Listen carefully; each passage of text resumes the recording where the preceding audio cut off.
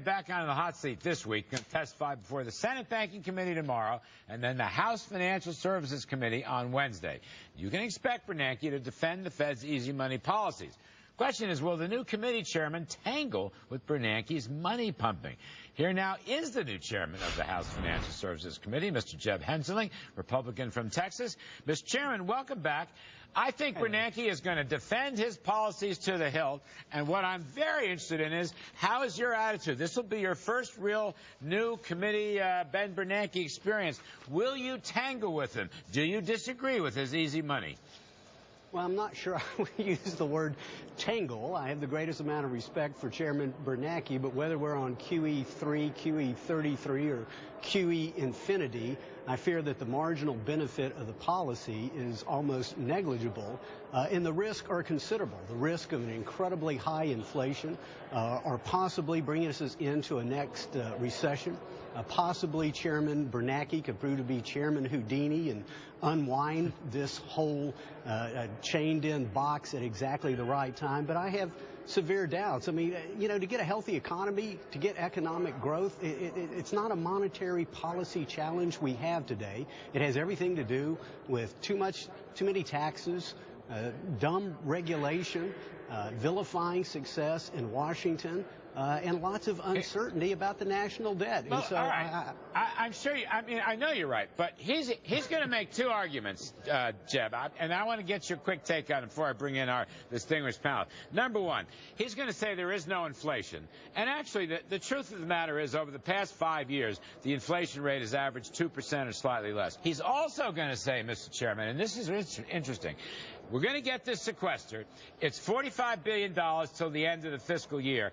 He's probably going to say this is no time for the Fed to tighten up. That's what I guess. How will you react when he says that the Fed has to accommodate the economy because of all the bad, horrible, dire warnings about this budget-cutting sequester?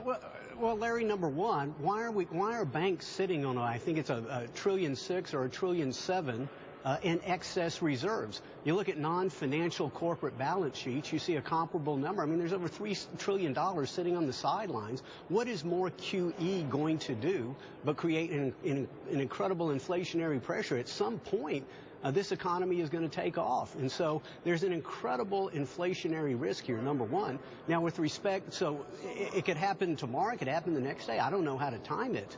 But sooner or later, we know that if the chairman doesn't unwind this properly, there's going to be a huge problem. And today, you talk to my constituents in East Texas, when they're filling up their Ford F-150 pickup trucks, I can assure you they are feeling inflation. Whether or not it's not part of the chairman's core inflation, they feel it. All right, that's fair enough. Senator Hudson, I want to get your take on this.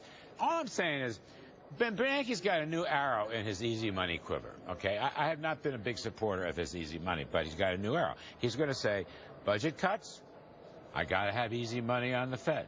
Do you agree with that? That's what he's going to argue. He's going to argue it Tuesday, and he's going to argue it Wednesday. Larry, we're talking about a budget cut of 2.5%? Are you kidding me? Are you kidding me? This, you know, I'm so glad that the Republicans are standing up, because otherwise, we would never get a cut. We would never get a cut unless it is absolutely forced. We have seen that. So I just think this sky is falling mentality that we're hearing is so wrong-headed. We need to cut 2.5%, and then we need to keep going. The real deal, of course, is March 27th. Mm-hmm. That's when there could really be a government shutdown. We're going to get to that, right? The shutdown. Okay. Yeah, we're going to get to that in a minute. But this is just kind of what we should have been doing over the last 2 years when we've been talking about Steve McMahon, the Democrats are losing the sequester. And there's a great one today. Janet Napolitano, the head of Homeland Security, said now we're going to have trouble defending the homeland because of these budget cuts. What she forgot to tell people is that even with the sequester, her budget this year is higher than last year. Now, I think that is the height of total hypocrisy. Let's level with the American people. We need these cuts, and they're not going to have any negative adverse effects at all. Well, I think everybody agrees that we need the cuts. The question and the argument the president is making is that this isn't the way to make them. That across the board, you know, just taking a hatchet to programs across the board indiscriminately is not the way to do it. He was hoping, and I think the Speaker and the Republicans were hoping when they passed this grand bargain that Congress would do its job, and Congress hasn't done its job. And so, the President is now sitting out there saying... Do you want to address that just at the Chairman Hensarling? I don't think he agrees with you. Well, okay, I will address it to Chairman Hensarling. If the President says this isn't the way to go about it, it's well established it was his idea in the first place. Well, so, that's been admitted by his spokesman. So, number one, it's his idea in the first place. Second of all, he is the chief executive. He has the ability to manage this to some extent. I mean, is he the commander-in-chief or is he the scarer-in-chief?